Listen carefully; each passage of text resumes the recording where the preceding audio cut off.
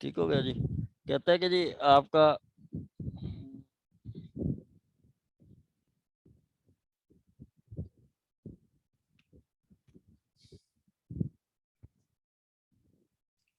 where any person have right to institute a suit or make application by means of fraud kept from knowledge of such right or title। उन्होंने दावा करना था, तो उसको उस आपके राइट या टाइटल से उसको कंसील किया जाता है। जैसे आपका शुएब साहब को कहा गया कि जी आपको ये आपका जो है, या जैसे मैंने एक एग्जांपल दिया है कि जी मिस्टर ए की औलाद में से एक बच्चे को जो है वो फ्रॉड से नहीं बताया जाता कि जी आपके पापा की जो फलां जगह पे प्रॉपर्टी थी उसमें भी आपका शेयर है। ठीक है, तो जब उसको पता चलता है कि जी वो फलां प्रॉपर्टी थी उसमें मेरा सक्सेशन बनता था, मैं उसमें लीगल हेयर था, तो उसका वो दावा उस वक्त करेगा जब उसको उस फ्रॉड का पता चलेगा। इसी तरह कोई डॉक्यूमेंट पे आपका कोई बनता था, जैसे विल है, विल के ऊपर कोई आपका कोई क्लेम बनता था, तो वो भी वहाँ उस टाइम स्टार्ट होगा जब आपको उसका पता चलेगा।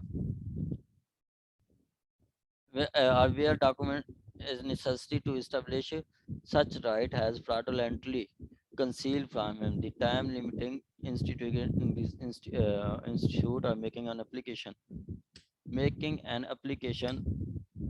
against the person guilty of fraud।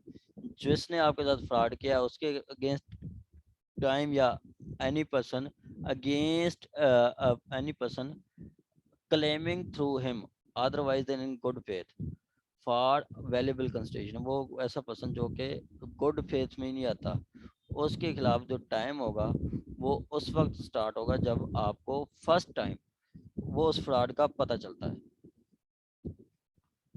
First time आपको उसको फ्रॉड का पता चलता है। फ्रॉड फर्स्ट कम टू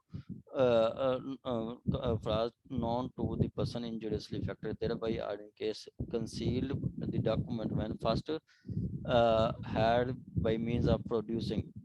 कि जब या तो जब उसको आपको पता चलता है जब कोई आपको किसी नॉलेज से स्केप किया जाता है, तो जब उसका पता चलता है उस टाइम स्टार्ट होता है।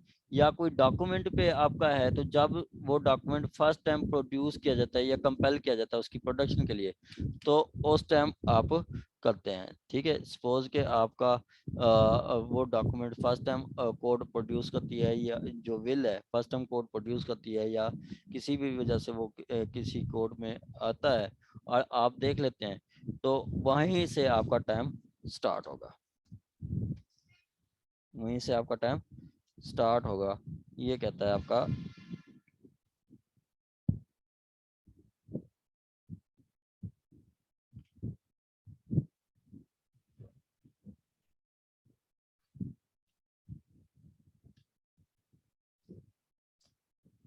ये कहता है आपका सेक्शन 18। यहाँ तक किसी का क्वेश्चन हो तो आप पूछ सकते हैं।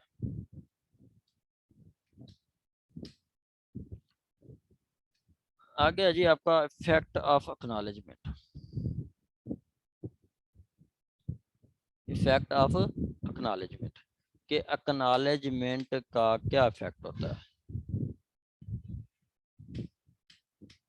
एक्नॉलेजमेंट का क्या इफेक्ट होता है वो बताता है।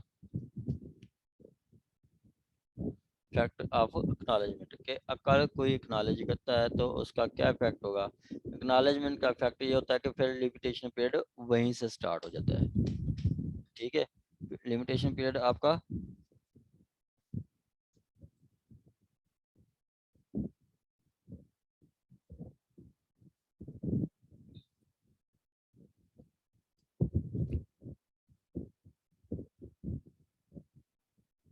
वहीं से स्टार्ट होता है। सपोज के मैडम सभा ने 10 लाख ले लेते मैडम अक्सा से। ठीक हो गया, मैडम सभा ने 10 लाख लेने थे मैडम अक्सा से, और मैडम वो कब लेने थे रकम, वो रकम लेनी थी उन्होंने सपोज के 1/1/2010, 1/1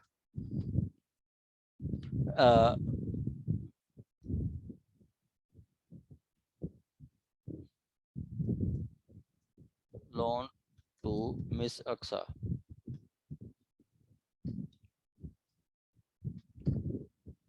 अक्सा कितनी? 10 लाख रुपया। 10 लाख रुपया कब दिए हैं? ये दिए हैं 1/1/2015 को। अब रिकवरी का दावा कितनी देर तक हो सकता है? वो 3 डाल सकता है। लिमिटेशन फॉर रिकवरी कितनी है? Limitation for suit of recovery of money,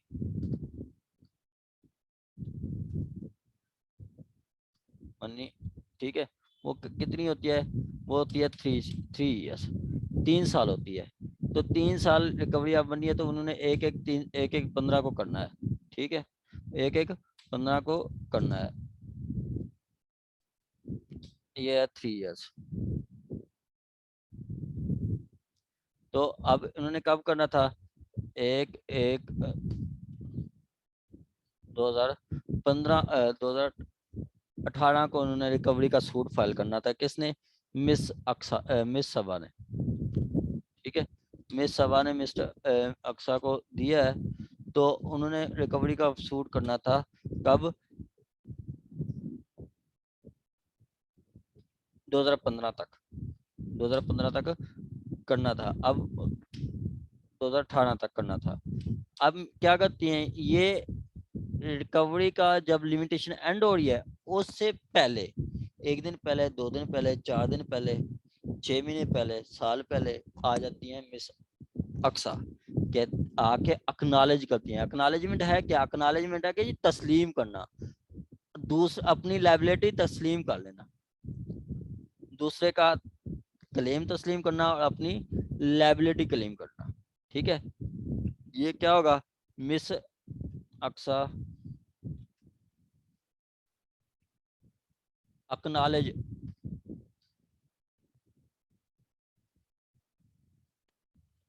his liability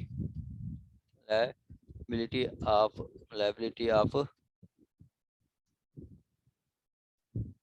rupees rupees 10 lakh, ठीक है। वो अक्नॉलेज करती हैं कब? वो अक्नॉलेज करती हैं 1/1/2017, मतलब 1 महीना पहले, ठीक है, बिफोर 1 मंथ। 1 महीना पहले आके वो करती हैं कि जी मैं आपको दे दूंगी, before 1 month of filing of limitation period, of limitation period, ठीक है।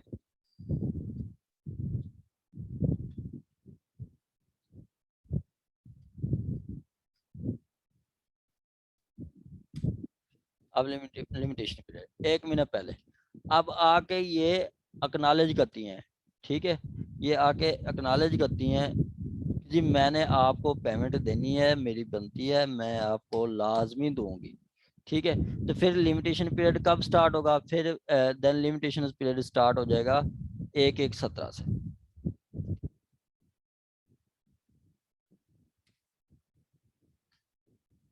ठीक है। Then then limitation period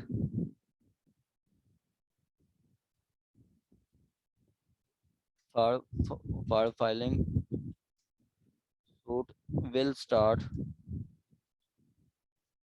from 1/11/2017, 2017। तो कितनी होगा फिर? टू मतलब वही फिर टू टू 1/11/2020 20 तक, फिर इनका टाइम ये होगा लिमिटेशन का। ये कहता है आपका नॉलेज कि जब आपका एक बंदा क्लेम या आके अकनॉलेज कर देता है कि जी मेरा क्लेम बनता है, मैं लाजमी दूंगा, मैं लाजमी दूंगा, तो आपका फिर वो टाइम पीरियड फिर स्टार्ट हो जाता है उस दिन से जब आप अकनॉलेज करते हैं, ठीक है। जब आप अकनॉलेज करते हैं वहां से आपका टाइम पीरियड स्टार्ट हो जाता है। अब हम इसको पढ़ेंगे तो फिर आपको पता चलेगा। अब मिस अक्सा जो है ये आके इन रिटर्न करेगी, ठीक है, ये क्या करेगी? इन रिटर्न, इन रिटर्न होगा इसका, ठीक है। इन रिटर्न आगे होगा साइंड बाई हिम और his agent, signed by him by her और हिज हर एजेंट, ठीक है। ये खुद करेंगी या उनका एजेंट भी साइन कर सकता है, ठीक हो गया। ये है आपका एक्नॉलेजमेंट। अब हम पढ़ेंगे तो आपको बहुत अच्छे तरीके से समझ आ जाएगा। एक्नॉलेज का आप, मैं इसको एग्जांपल भी देता हूँ, ये एक दफ़ा पढ़ लें, प्रैक्टिकल एग्जांपल देता हूँ। अब वो मेरे पास डॉक्यूमेंट इस वक्त नहीं है, वो मैं डॉक्यूमेंट भी आपको दिखाऊंगा इंशाल्लाह। मैं थोड़ा देखूँ शायद पड़ा हुआ।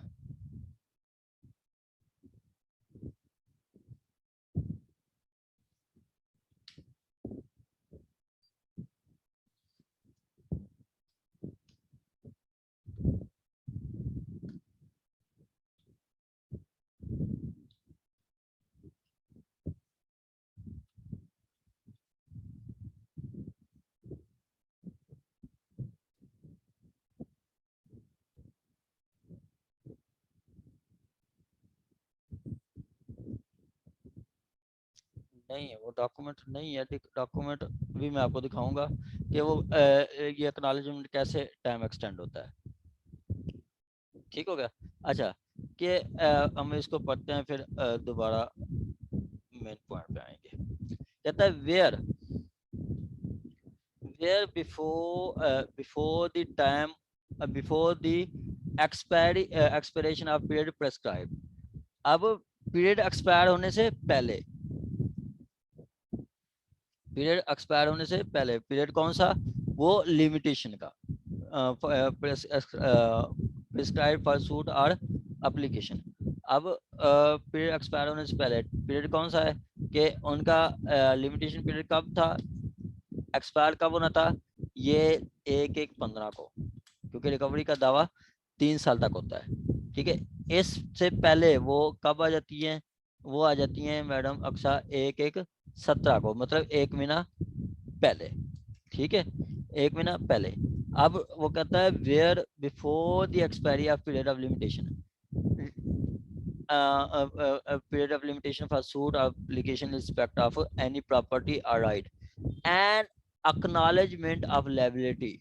क्या, अब मिस अक्सा आके अपनी लाइबिलिटी को अक्नॉलेज करती हैं, ठीक है। मिस अक्सा आपके अपनी लाइबिलिटी को अक्नॉलेज करती हैं, ठीक है। वो आके अपनी लाइबिलिटी को अक्नॉलेज करती हैं, ठीक है। क्या अक्नॉलेज करती हैं, in respect of which property or right has been made, in respect of property or right has been made. क्या करते हैं कि जी अपनी इन रिस्पेक्ट ऑफ प्रॉपर्टी या राइट, ठीक है, कोई उनकी प्रॉपर्टी या राइट के बारे में वो आके अक्नॉलेज करती हैं, has been made in writing. अब ये इन राइटिंग होगा, in writing signed by party or his agent, by party whom such liability is claimed, जो आपका जिसने प्रॉपर्टी क्लेम की है वो उसके सामने, ठीक है। और by person through whom he drive is right और टाइटल और लाइबिलिटी, जिससे वो राइट या टाइटल और लाइबिलिटी ड्राइव करते हैं, ठीक है। a fresh period of limitation, a fresh period of limitation computed from the date of acknowledge so signed, कि जिस दिन वो acknowledgement साइन किया गया है उस दिन से फिर फ्रेश लिमिटेशन पीरियड स्टार्ट होगा। जैसे देखें कि अब इन्होंने आके अक्नॉलेजमेंट किया कब, एक से, कब, 1 पीरियड, ठीक है। तो ये क्या होगा, then first fresh fresh limitation period for filing a suit will be reckoned या computed from computed। अब लॉ की वर्डिंग लिखे ना, तो लॉ की वर्डिंग से वो आपका एग्जामिनर फैमिलियर होता है, ठीक है, वो सही जानता होता है। तो लॉ की वर्डिंग पे आप फोकस करना, प्रेफर करना कि लॉ की वर्डिंग लिखना। तो जिस दिन अक्नॉलेजमेंट साइन किया गया है, ठीक है। एक्नॉलेजमेंट कब साइन किया गया है? ये 1/1/17 को। तो टाइम फ्रेश पीरियड कब स्टार्ट किया जाएगा? यहाँ से। तो वो कब तक होगा? ये यहाँ से फ्रेश पीरियड स्टार्ट होगा, तो 1/1/20 तक वो पीरियड चलता रहेगा। अब ये इसकी मैं आपको बताऊं कि एक प्रॉपर्टी है यहाँ पे, टेम्पल रोड है, लाहौर में टेम्पल रोड पे 2 फ्लैट थे, उनका एग्रीमेंट था 2014 का। 2014 में वो स्पेसिफिक हॉर्म्स का एग्रीमेंट टू सेल था। ठीक है। तो 2014 का था। अब हमने सूट फाइल करना था, तो हमें नहीं, मतलब लिमिटेशन तो 3 साल है। 3 साल बाद आए तो फिर वो आपका शैल बी डिसमिस हो जाता है, सेक्शन 3 अप्लाई होता है। तो फिर क्या किया, हमने एक्नॉलेजमेंट रखा। जो एग्रीमेंट टू सेल होता है ना, उसकी बैक साइड पे, वो मैं आपको ये डॉक्यूमेंट इंशाल्लाह मैं शेयर भी करूंगा, इनको ग्रुप्स में आ जाएगा। ठीक है। उसकी बैक साइड पे लिखा हो जाता है कि जी जब आपको कोई पेमेंट भी होती है, सपोज के पेमेंट है आपकी, जैसे मैडम अक्सर साहबा ने एक घर सेल किया मैडम सबा को। ठीक है। घर सेल किया 20 लाख का, 10 लाख दे दिया, एग्रीमेंट टू सेल तैयार हो गया। तो बाद में अगर ये 5 लाख और दिया जाता है, तो वो 5 लाख उसी एग्रीमेंट टू सेल की लास्ट पेज पे, मतलब पेज दूसरी साइड पे एंड पे लिख दिया जाता है, तहरीर लिख देते हैं जी, रूबरू गवाहान हाशिया, मतलब जो मार्जिनल विटनेस होते हैं, 5 लाख मजीद हमने ले लिया है। ये डॉक्यूमेंट भी मैं आपको शेयर करूंगा कि ले लिया है। तो वो क्या है, वो एक्नॉलेजमेंट है कि जी आपका जो सेलर है उसको मजीद 5 लाख मिल गए हैं, तो उसने 5 लाख रूबरू गवाह लिए हैं, तो मतलब वो अपनी लायबिलिटी एक्नॉलेज कर रहा है कि जी मैंने मजीद 5 लाख ले लिया है। ठीक है, मैंने मजीद 5 लाख ले लिया है। तो अब एग्रीमेंट टू सेल कब का है? एग्रीमेंट टू सेल है,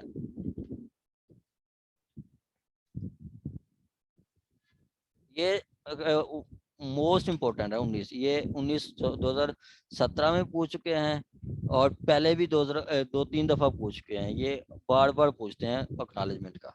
ठीक है। एग्रीमेंट है 2014 का। ठीक हो गया। अब फिर आके इसमें एक्नॉलेजमेंट कर देते हैं। ठीक है। एग्रीमेंट टू सेल क्या था? एग्रीमेंट टू सेल था, एग्रीमेंट टू सेल किसी कोई चीज सेल करने का। मैं आपको ये प्रैक्टिकली बता रहा हूँ जो मैंने किया है। ठीक है। एग्रीमेंट टू सेल था 1/1/2018 का। ठीक हो गया। 14 का, उसमें क्या होता है, उसमें था 40 लाख टोटल था। ठीक है। आप 40 लाख रुपीज। ठीक है। उसमें क्या था, 20 lakh paid on spot, of which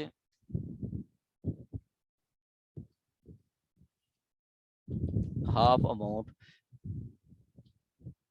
paid on पे amount paid as earnest money, कहते हैं अर्नेस्ट मनी, ये टोकन मनी जिसको कहते हैं, 20 लाख दे दिया था। अब क्या किया, अब हमने ये सूट फाइल करना था, लिमिटेशन नहीं था, तो फिर हमने इसकी एक्नॉलेजमेंट किया। ठीक है। ये कोर्ट्स में सारा कुछ चलता है, आप भी देखते हैं, ये सारा कुछ होता है। तो हमने एक एक्नॉलेजमेंट रखी, 5 लाख हमने रखा उसका 2016 का। ठीक है। 1/6/2016 का, 1/6/2016 को हमने कहा कि जी रूबरू गवाहान ये मजीद 5 लाख रुपया पेड। ठीक है। Paid more paid in presence of witnesses, in presence of marginal witnesses कहते हैं। ठीक है। अब ये यहाँ से फिर 3 साल आगे मिल गए, 2019 तक कर लिया। फिर हमने एक और लिमिटेशन रखी थी आपकी 2018 की। ठीक है। कि 1/6/2018 को मजीद 5 लाख पे किए। ठीक है। वो मजीद 5 लाख पे किए। ठीक है। अब इसमें हमने 10 लाख रखा। ठीक है। तो ये क्या हुआ, कितनी अमाउंट की गई, ये 35 लाख पे की गई। तो बकाया हमने कहा कि जी बकाया लगता है 5 लाख। ठीक है। रिमेनिंग कितनी थी, रिमेनिंग अमाउंट कितनी थी, रिमेनिंग अमाउंट रह गई थी 5 लाख। ठीक है। अब यहाँ से लिमिटेशन कब स्टार्ट हो गई, लिमिटेशन स्टार्ट हुई कब से, यहाँ से, तो हमने 2020 में सूट फाइल कर दिया। ठीक है, ये भी आपकी एक्नॉलेजमेंट होती है। जब आपका रूबरू गवाह पैसे ले लिए जाते तो एक्नॉलेजमेंट आ जाती है कि जी हाँ जी वो मानता है। ठीक है, रिमेनिंग 5 लाख वो हमने कहा कि जी हम पे करने को तैयार हैं। तो एक साइटेशन भी है, मेरा ख्याल 2017 है, 2017 SCMR 2022 है। ठीक है, इसमें कहा जाए कि जी जब भी आपने स्पेसिफिक परफॉर्मेंस का सूट करना है तो बकाया रिमेनिंग अमाउंट आपको कोर्ट में जमा करवानी पड़ती है। ठीक है, तो हम वो जमा करवाने को तैयार हैं। तो क्या है, इससे ये भी आपकी एक्नॉलेजमेंट है। इससे आपका जो जिस दिन आप एक्नॉलेज करते हैं आपका पीरियड फिर फ्रेश स्टार्ट होता है। कहाँ से, 2018 से। अब इसके अकॉर्डिंग क्या है कि जी fresh period for limitation, fresh वही हम ये लिख लेते हैं, then the fresh period of limitation computed. ये है आपका फ्रेश पीरियड ऑफ लिमिटेशन कब उन्होंने पे किया है, 1/6/2018 को। ठीक है, तो यहाँ से आपका पीरियड लिमिटेशन स्टार्ट हुआ है, तो यहाँ आपका 1/6/2020 तक लिमिटेशन बनता है। ठीक हो गया, ये है आपका एक्नॉलेजमेंट, ये आपका एक्नॉलेजमेंट। मजीद इसको हम पढ़ते हैं, दी सो साइंड। अब कहता है ये स्टार्ट में तो आपको पता चल गया कि क्या, कि जी आपका बिफोर एक्सपायरी पीरियड आप आके एक्नॉलेज करते हैं, इन रिटर्न करते हैं, साइन भी करते हैं, तो fresh period of limitation start होता है उस दिन से जिस दिन आपने एक्नॉलेज किया है। जिस दिन आपने एक्नॉलेज किया है उस दिन से आपका पीरियड ऑफ लिमिटेशन स्टार्ट होता है। ठीक हो गया। दो में क्या कहता है, वेयर कहता है, where the writing containing the acknowledgement is undated। अब acknowledgement तो हो रहा है लेकिन उस पर डेट नहीं है। oral evidence may be given when it was signed but subject to evidence act।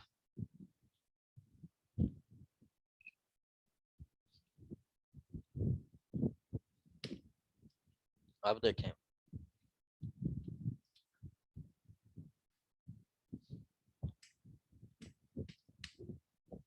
Miss Aqsa ने आके एक्नॉलेज किया लेकिन कोई डेट नहीं है, कोई डेट नहीं है, तो कैसे पता चलेगा कि जी मिस अक्सा ने कब एक्नॉलेज किया।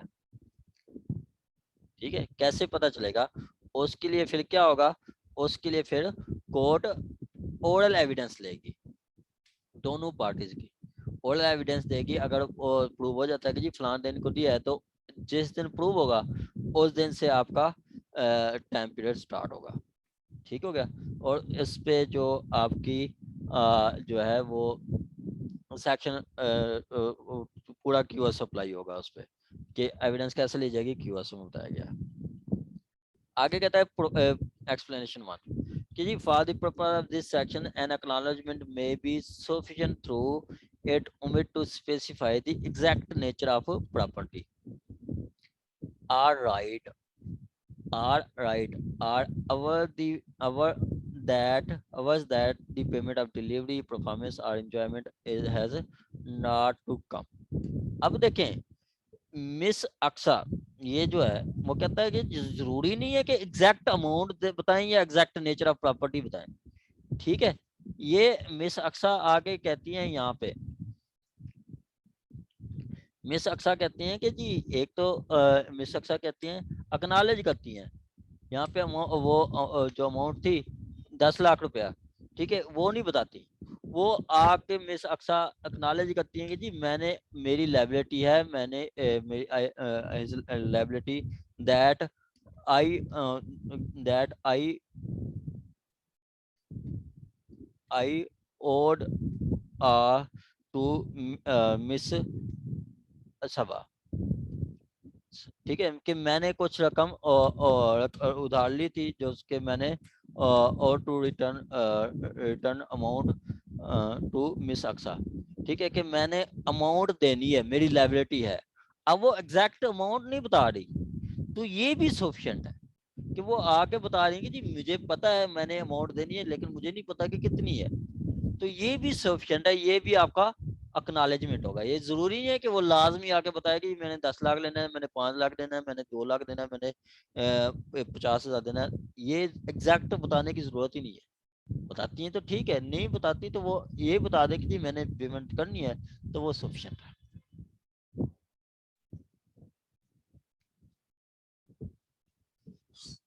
आगे जी आपका 20, sorry, 2 persons betting on,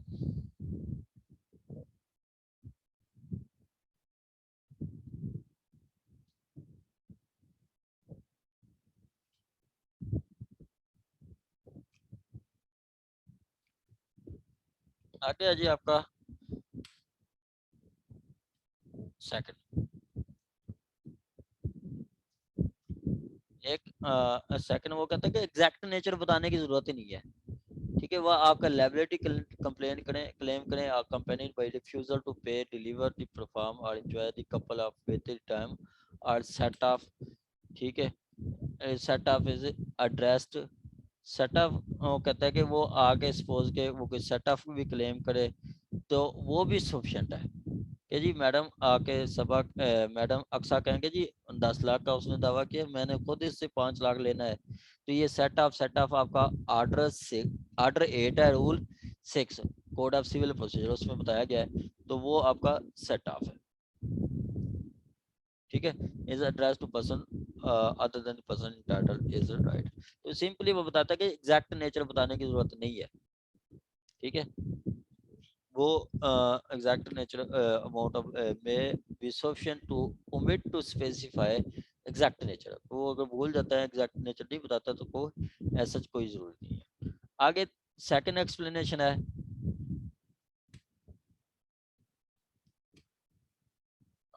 second explanation क्या कहता है, कहता है जी for the purpose of this section, for the purpose signed means signed either personally or by agent on this behalf। वो मैंने हमने लिखा है कि जी वो मैडम जो सभा है या तो खुद साइन कर देंगी या बाई एज एजेंट करेगा, ठीक है, ये क्या है मैडम सभा वो साइंड हिमसेल्फ या हिज एजेंट, ये कर सकती हैं, दोनों कर सकते हैं, ठीक हो गया।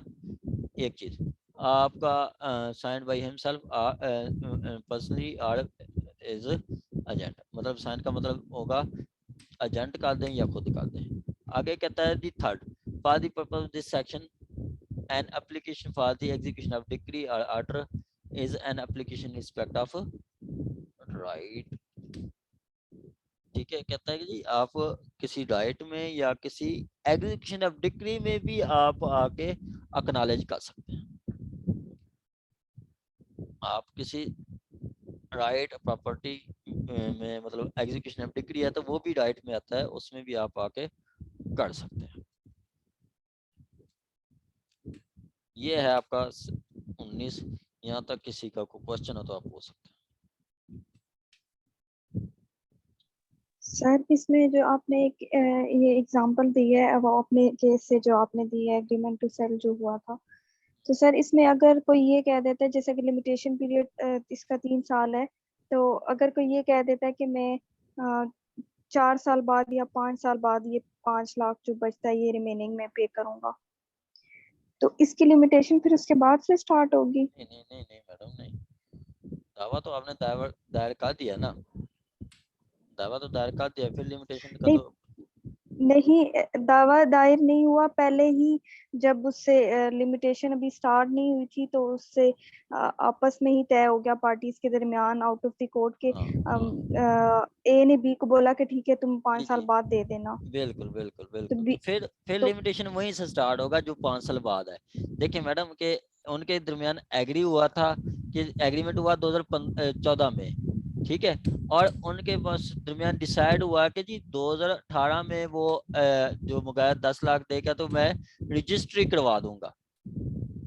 ठीक है, जैसे आप कह रही हैं कि 6 साल बाद 2014 में हुआ है, तो आप कह रही हैं कि जी 2014 में एग्रीमेंट हुआ है, तो वो लिख देते हैं कि जी ये एग्रीमेंट है। ठीक है, 2020 में 40 लाख में हुआ है, 2020 अभी उसने 20 लाख दे दिया, 2020 में उन्होंने मजीद 20 लाख देना है, तो मैंने उसको ये घर उसके नाम पे रजिस्टर करवा दूंगा। तो काज ऑफ एक्शन मैडम उस दिन से स्टार्ट होगी 2020 से, तो लिमिटेशन भी उस वक्त से शुरू होता है जब काज ऑफ एक्शन स्टार्ट होती है। ठीक है, लिमिटेशन उस वक्त शुरू होता है जब काज ऑफ एक्शन अरोज होती है। आपने मैडम एक अपनी कार है, कार सेल किया मिस सबा को, ठीक है, और लिख दिया है कार की अमाउंट है 20 लाख, आपने 15 लाख ले लिया है और आपने कहा है कि जी ये कार मैं आपको 2 साल बाद आपके नाम करवा दूंगी। 2 साल तक वो आपका कोई लिमिटेशन नहीं है। 2 साल बाद अगर नहीं करवाती तो फिर मैडम सबा के पास टाइम होगा कि जी सेल की सूरत में, मेरा ख्याल कोई लिमिटेशन है और देख लेना 6 महीने या साल है। ठीक है, अग्रीमेंट टू सेल है तो वो 3 साल है, तो 3 साल में आके मजीद 3 साल बाद वो दावा दायर कर सकती है। जिस दिन आपका एग्रीमेंट वो स्टार्ट होता है उस दिन से आपकी लिमिटेशन स्टार्ट होती है। अपना सपोज सर 2020 का तय हुआ 2018 में, सर 2020 से लिमिटेशन शुरू होगी 3 साल, जी सर बिल्कुल, 2018? जी बिल्कुल 2020 से होगी, 2020 से होगी। ठीक हो गया।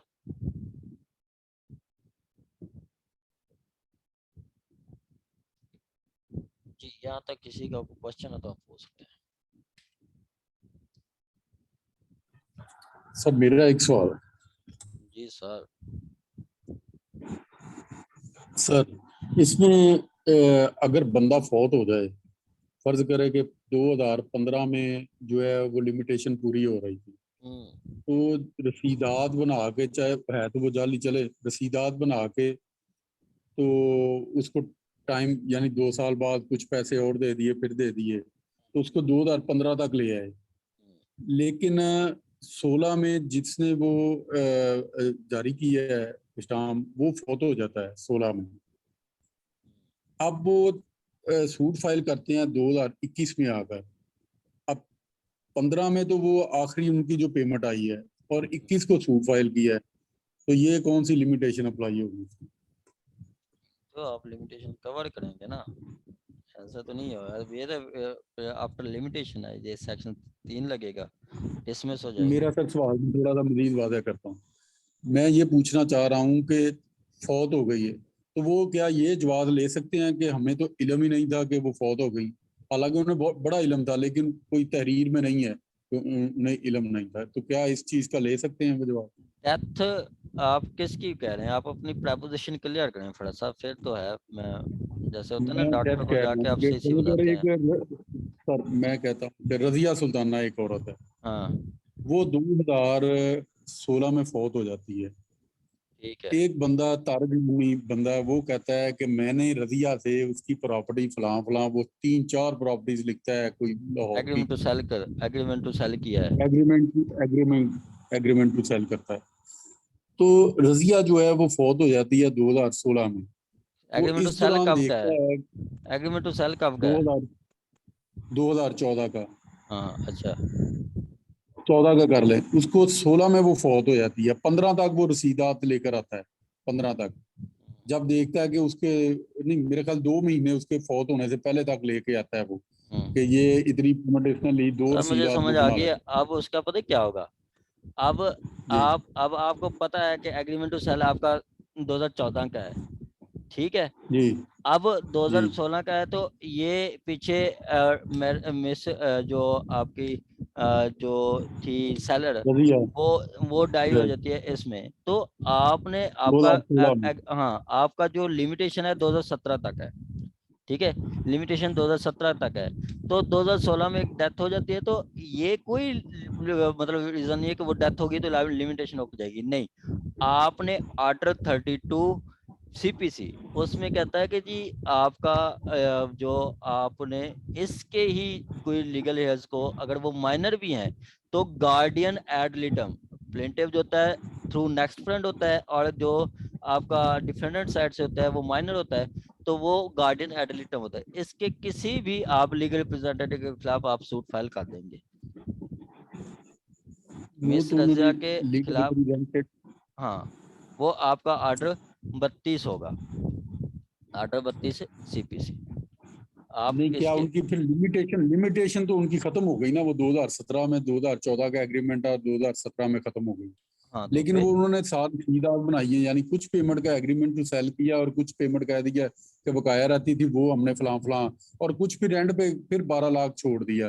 फर्ज करे प्रॉपर्टी 4 करोड़ 90 लाख की उन्होंने लिखी टोटल अमाउंट, और उसके बाद जो है उन्होंने कहा कि हमने उस वक्त जो है at the time of agreement to sale हमने 3 करोड़ रुपया ऐसे अदा कर दिया। फिर 2 उन्होंने रसीदात बना ली कि हमने वो 50 लाख या जितना बकाया उन्होंने 12 लाख छोड़ दिया कि वो अभी भी है, वो हम कोर्ट में जमा करवाने के लिए तैयार है, अगर अदालत जो है हुक्म करे या ये ठीक है। फराज साहब, आपको एक्नॉलेजमेंट आपकी जो है वो बता सकती है, वरना नहीं है। एक्नॉलेजमेंट कि आप हमने उसको बाद में जो है 2016 में आखिरी पेमेंट की थी, या उसके लीगल हेयर्स को हमने 2000